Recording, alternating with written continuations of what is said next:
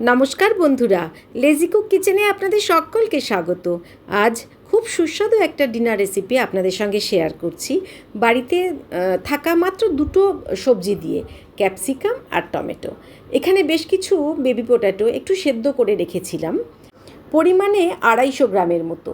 একটা ক্যাপসিকাম, একটা মাঝারি সাইজের টমেটো নিয়েছি, হাফ কাপের মতো টক দই নিয়েছি, আর 2 টেবিল চামচের মতো নিয়েছি কসুরি মেথি, আর 3 থেকে 4টে কাঁচা লঙ্কা। প্রথমে বেবি পটেটোর খোসাগুলো আমি ছাড়িয়ে নেব। ক্যাপসিকাম আর টমেটো একই সাইজ করে আমি কেটে নেব, আর 3টে কাঁচা লঙ্কাও কুচি করে নিয়েছি। বন্ধুরা প্লিজ পুরো ভিডিওটা দেখবেন। যেমন বলি, ভালো লেগে থাকলে একটু কমেন্ট করে জানাবেন, আর নতুন বন্ধুদের বলছি যদি ভালো লেগে থাকে প্লিজ আমার চ্যানেলটাকে একটু সাবস্ক্রাইব করবেন। ব্রেকফাস্ট কিংবা ডিনারে রুটি, পরোটা সব কিছুর সঙ্গে খুব ভালো যায়। একদম নিরামিষভাবেই আমি রান্নাটা করেছি। আপনারা এখানে আপনাদের পছন্দ মতো যে কোনো সবজিই মেশাতে পারেন, তবে আজকে আমার ফ্রিজে যা ছিল আমি তাই দিয়েই খুব সামান্য পরিমাণে ব্যবহার করে আমি রান্না করেছি। এখানে কোয়ান্টিটি মাত্র দুজনের জন্য, আপনারা আপনাদের পরিমাণ মতো কোয়ান্টিটি বাড়াতে পারেন। এই রান্নাটা যাতে তাড়াতাড়ি হয়ে যায় তার জন্য আমি বেবি পটেটো আগে থেকে সেদ্ধ করেই রেখেছিলাম।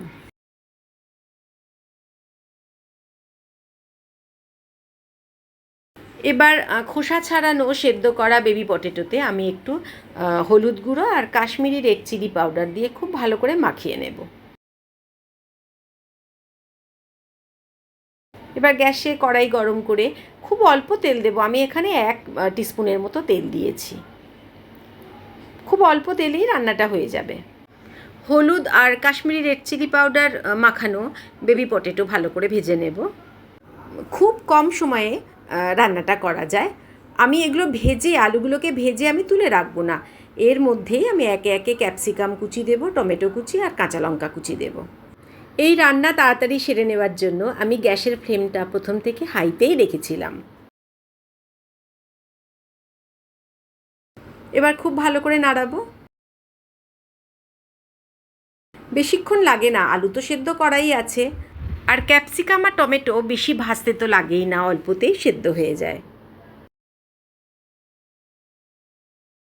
এবার দিয়ে দেব স্বাদ মতো নুন, আবারও নাড়াবো।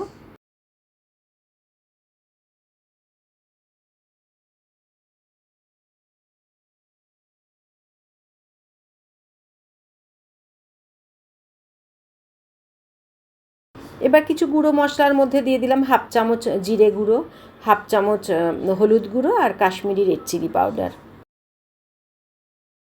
দিয়ে দিলাম পুরো দই, হাফ কাপের মতো দই, টক দই। এবার ভালো করে নাড়াবো। খেতে অসাধারণ লাগে বন্ধুরা, প্লিজ একবার ট্রাই করবেন।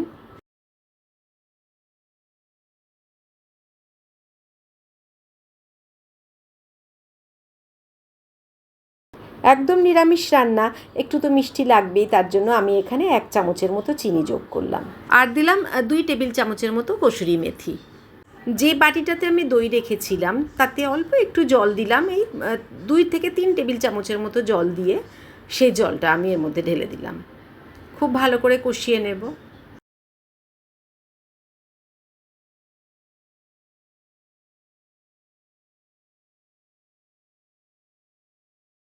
রান্না প্রায় হয়ে এসছে। এবার দিয়ে দেব বেশ কিছুটা গরম মশলা। আমি এখানে হাফ চামচের মতো গরম মশলা যোগ করব। তারপর অল্প নেড়েচেড়ে নামিয়ে নেব। খেতে অসাধারণ লাগে বন্ধুরা, রুটি, পরোটা সব কিছুর সঙ্গে খুব ভালো যায়। একটু বলবেন প্লিজ আজকের এই রেসিপি কেমন লাগলো। ভালো লেগে থাকলে যেমন বলি একটু লাইক, কমেন্ট, শেয়ার করবেন, আর নতুন বন্ধুদের বলছি যদি ভালো লেগে থাকে প্লিজ আমার চ্যানেলটাকে একটু সাবস্ক্রাইব করবেন। খুব অল্প সময়ে বানানো একটা ডিনার রেসিপি, আমি প্রায় করে থাকি, ভাবলাম আজকে আপনাদের সঙ্গে একটু শেয়ার করি। বন্ধুরা জানাবেন প্লিজ আজকের এই রেসিপি কেমন লাগলো। এবার নামিয়ে নেব।